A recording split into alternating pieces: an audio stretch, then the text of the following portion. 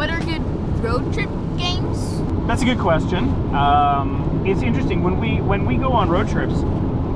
Initially, when we went on our first road trip, we thought, and also the first time I went with John, the first time I went with Burton. John and Burton were both concerned that we'd get a little bored, and so they had ideas for different games. Like Burton wanted to play Star Trek trivia games, and John something similar and some other stuff.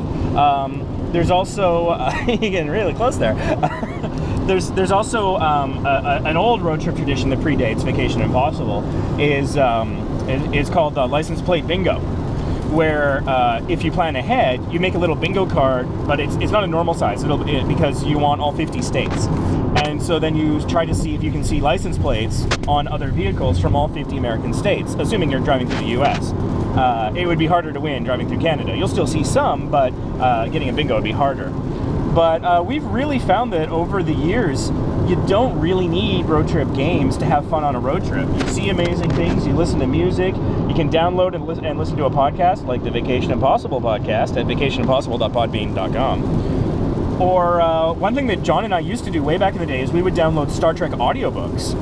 And so sometimes we would listen to that. I remember we were listening to The Return on one of our first road trips by William Shatner. So, you tell stories, you just talk about different stuff. You can debate politics or the news, or, talk about where you want to eat dinner, or what the next activity you want to do. So I don't know that I've ever really been bored on a road trip.